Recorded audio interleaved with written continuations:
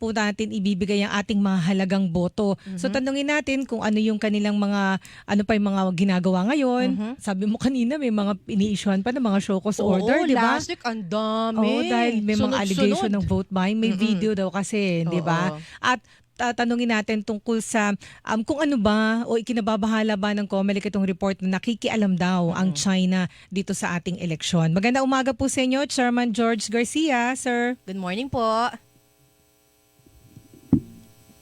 Ayan, papatch. Chairman. Pinapatch lang.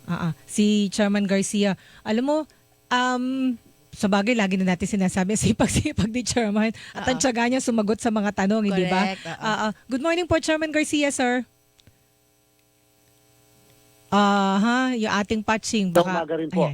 Ayan. Good Opo. morning po. Good Yan, morning loud and po. clear na. Ikaw mauna muna. Yes, opo. At Chairman, syempre 15 days na lamang po bago yung mismong araw ng botohan, yung ating election 2025.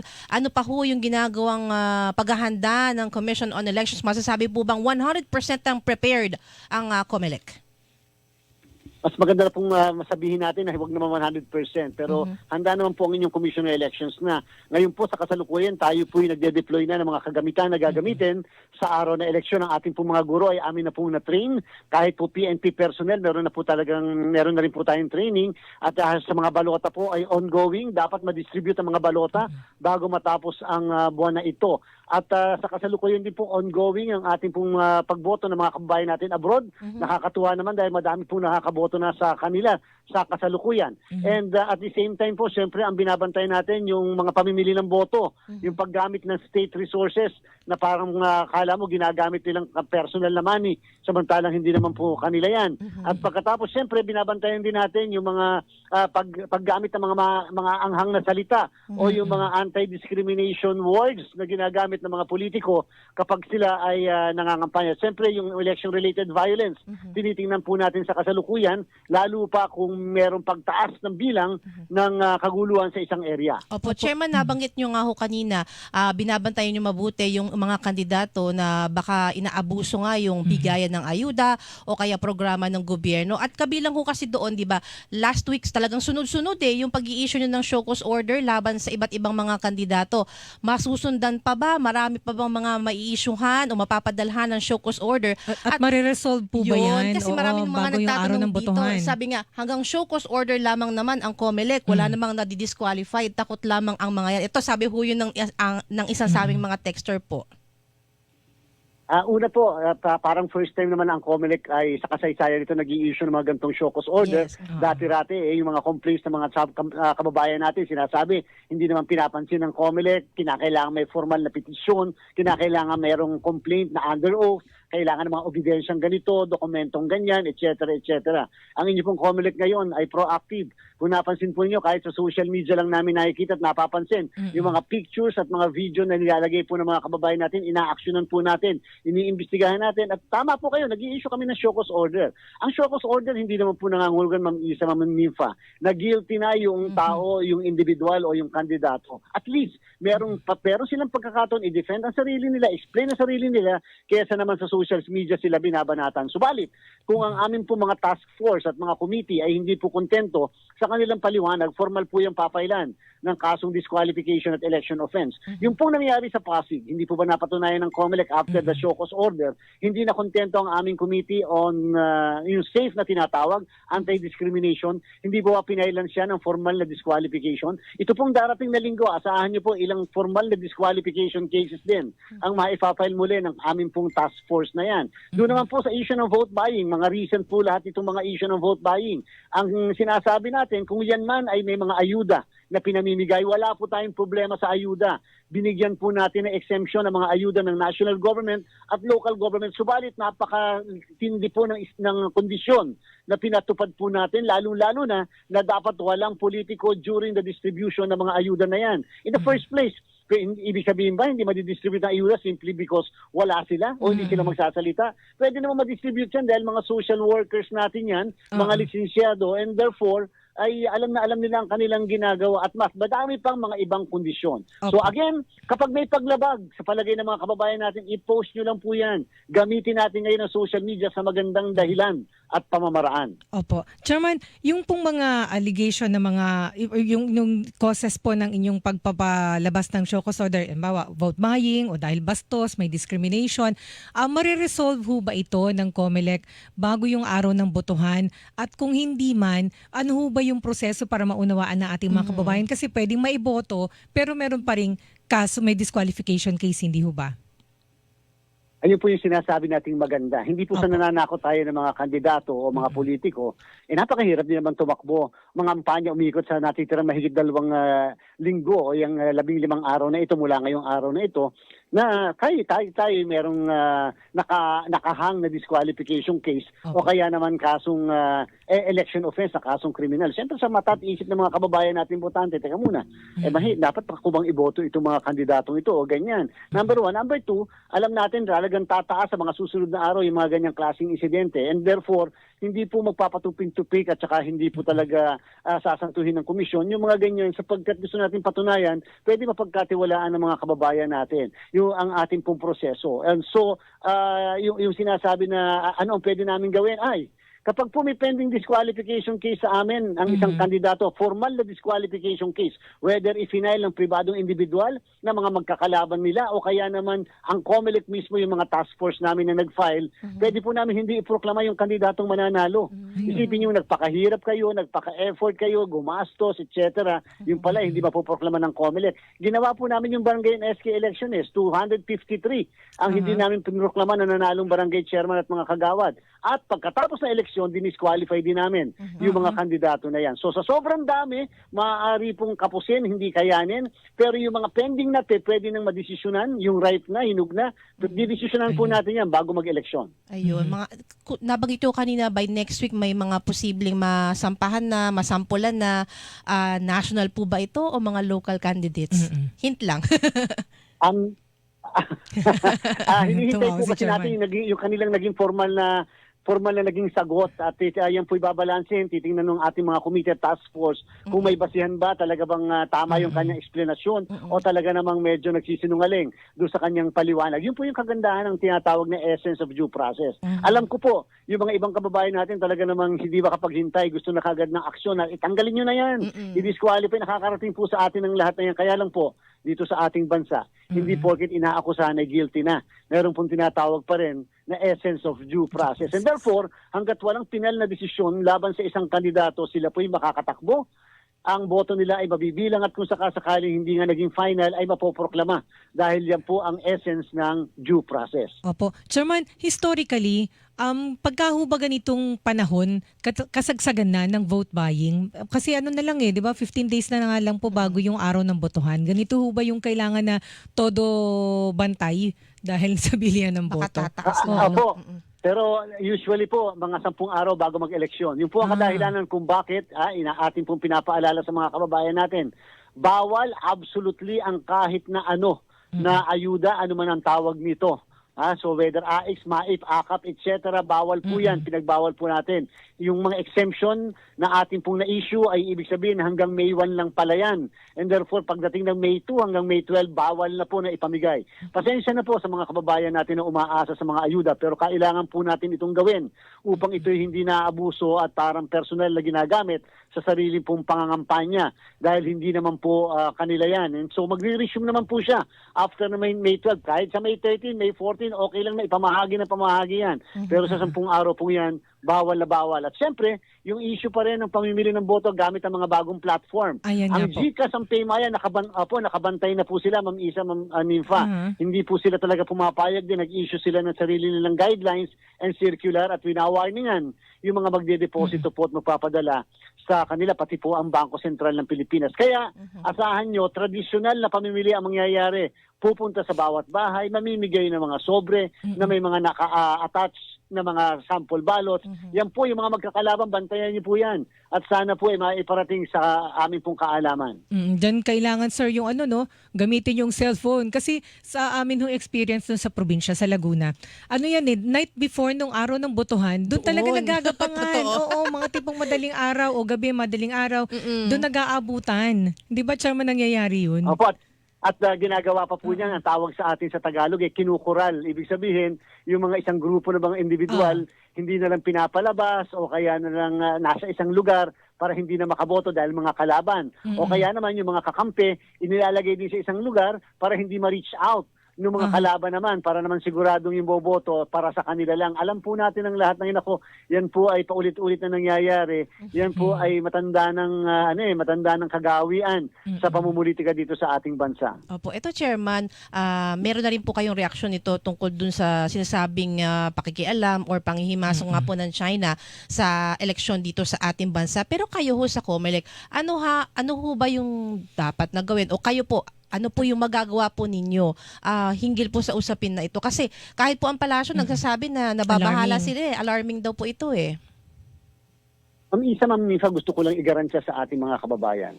Hindi po nila kayang, kahit pasabihin nilang hindi 100% secure ang kahit anong sistema sa ating bansa. Dito po sa atin, sinigurado po natin yung mga features ng ating mga makina, yung proseso natin, ay hindi nila kayang gawin. For example, kung gusto nilang i-hack, ang ibig sabihin ng hacking, i-interfere mo yung mga transmission na results.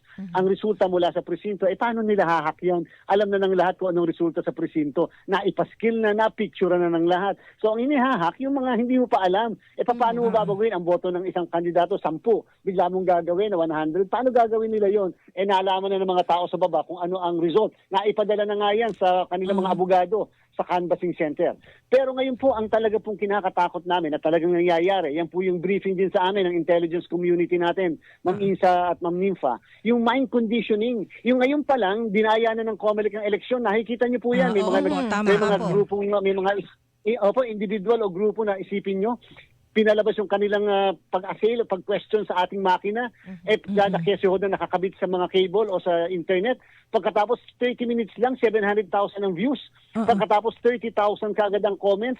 Alam mo naman, pag tinignan mo, nauulit yung wording. So alam mo, hindi mga tunay na tao ang mga ito. So meron pong ang tawag dyan sa mga kababayan na, ang tawag po dyan ay Autobot, naka-Autobot, at pagkatapos meron pong troll farm na ginagamit. So kinukondisyon na magkakaroon ng dayaan, dapat itong grupong ito ang mananalo. Pag hindi ito nanalo, dinaya.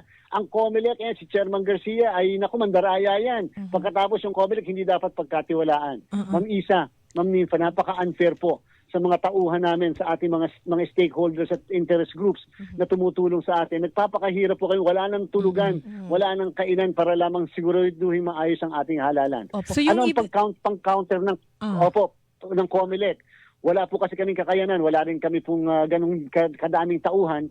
Talagang umaasa lang po kami sa mga NBI, PNP Cybercrime, sa ating pong DICT para tulungan po kami sa bagay na yan. Kita niyo po, yung precinct finder namin, noong 2022, 35 million attempts para ma-hack ang aming sistema pero walang naging successful. So, ibig sabihin po, ganyan po sila ka-interest dito. So, sana, yung mga kababayan natin dapat totoo. Kung ano ang totoo lang. Huwag po natin paniniwalaan yung mga misinformation, disinformation at mga fake news sapagkat yan po ang paraan lang para po madepensahan natin ang ating demokrasya. So ibig sabihin ni Chairman, yung computer mismo na gamit natin sa botohan, hindi yun ma-hack kung yun man ang target ng China. Pero ang labanan, sir, yung influence through social media. Opo, pero wala po akong binabanggit na bansa. Pero alam niyo po yan, tama po kayo, yung mind conditioning, pero po yung tungkol sa pag-interfere. Ang ating pong makina kasi, gagana yan kahit hindi nakasaksak sa kahit walang kuryente. Pwede po siyang gumana. So ibig sabihin, hindi nila mahahack yung from the outside na sinasabi. At kung gusto nilang i-hack, ibig sabihin 94,000 na precincts, i-hack lahat nila. So impossible po yan. At may bago po kasi mag-transmit ng result, may kopya na kaagad na nakaprint at nakapaskil sa labas ng presinto. Mandatory po yun. And therefore, mukhang negative yung mga hacking. At makikita pa ng lahat yung picture ng mga balota pagkatapos ang counting, printing, transmission of the results, ipapakita yung mga balota lahat sa lahat ng watchers and observers. Pwede nilang picturean at bilangin manually kung tumutugma yan sa na-print at na-transmit na results. So dun sa briefing sa inyo, may nabanggit si Chairman na may briefing na po ang intelligence community sa inyo tungkol dito sa allegedly pang-iimpluwensya ng China. Ano po, kasi may binanggit sa Senate hearing na nagbayad daw po, si Senator Tolentino yung nagbanggit nito, nagbayad daw sa PR firm para... Philippine-based. Philippine-based na PR firm para maggawa ng troll farm. Mag-hire ng mga keyboard warriors. Yes, keyboard warrior. So, meron silang mga ipinupush sa social media ng mga sinusuportahan nilang mga kandidato. I-undermine nga po. Siguro kasama yung sinasabi ninyo na gustong sirain ng kredibilidad ng COMELEC, pati yung claim natin sa West Philippine Sea. So, gaano ito ka-alarming para sa inyo sa COMELEC, particular po dito sa ating eleksyon? At ano ang magagawa ng COMELEC para i-counter po yan? Nung malaman po natin yan mula sa ating intelligence community, siyempre po very alarming sapagkat siyempre madami tayong mga kababayan na nakarely po sa balita, sa kanilang mga impormasyon sa social media. Halos 70% na naka-focus talaga sa social media. Hindi po ba talagang ganun ka-powerful? Magsabi lang ng isang bagay, balita na po sa iba nating mga kababayan. At hindi naman natin sila mabe-blame dyan kasi minsan yun lang ang source ng kanilang impormasyon. Ako po, sa ating mga kababayan, pakiusap ko, always rely pa rin sa ating pong mainstream media, ang radyo, TV, dyaryo. Sapagkat yung mga yan lagi nagsasabi ng totoo, may paraan to counter-check, may fact-checking na tinatawag. Huwag po kagad natin paniniwalaan na balita yung isang bagay. At siyempre sa amin, sa COMELEC, we must always tell the truth to our people. Yan naman po laging panuntunan natin. That's the only way. Yan lang ang paraan para labanan ng kasinungalingan, para sa magsasabi tayo lagi dapat ng katotohanan. Opo. Chairman, linawin ko lang, para sa ngayong election 2025, nagkaroon na ho ba ng attempts to hack yung precinct finder po at saka yung mismong website po ng COMELEC? Ay, opo. Millions na po ang tinanggap po ng ating pong website. So far, kahit po yung sa internet voting namin na ongoing sa kasalukuyan, ina-attempt po nila na i-hack. Kasi hodang galing Africa, galing Amerika, may galing Singapore, galing Middle East. Pero ang paniniwala namin na andito lang yan sa ating bansa, yung mga nagtatry na ma-hack po yan. Yung ating precinct finder ay simula po noong isang araw, itinatry ma-undermine nyo. Kaya po yung dahilan kung bakit nung unang araw, parang pagkabigla ka nag-input ng iyong pangalan, yung mga datos, hindi mo kagad makuha. May glitch yung daw po ay po. strategy namin.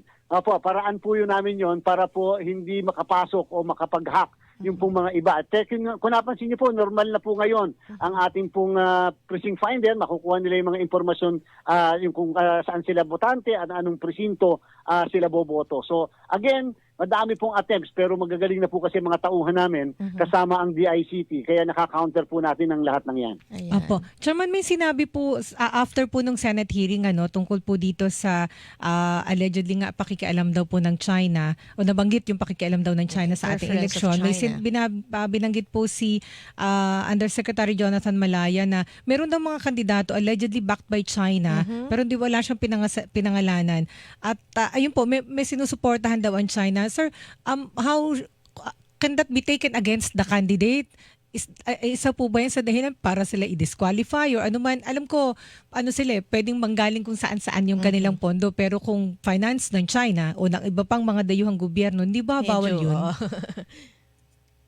Opo, kung alam niyo po, kung mapapatunayan lang sa talaga yan at lalo na po yung ating National Security Council at iba pang ehensya ng pamahalaan na may pakialam patungkol sa intelligence gathering, kung talaga po merong patunay na ganyan, lalo po yung pagtulong ng financial, yung resources, sana po maiparating sa amin dahil we have the power po to disqualify candidates.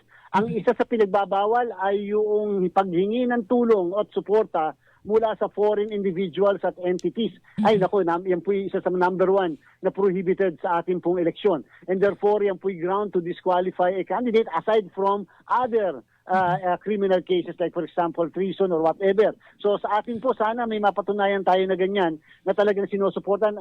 Yan lang naman po talaga ang paraan nila Suportahan sa pamamagitan ng mga keyboard warriors, yung mga tinatawag sa social media, yung mga troll farms at saka yung mga paninira yan para hindi ikakalat nila. At pangalawa, siyempre, yung pagbibigay ng pera, pinapadaan yung conduit natin, either mga negosyo o either sa mga mukha pong hindi sila makaka-penetrate sa ating mga bangko kasi nga mayroon po tayong anti-money laundering law sa ating bansa. So sa ibang paraan po para yung pang pagsuporta halimbawa ng isang negosyante sa mga kandidato.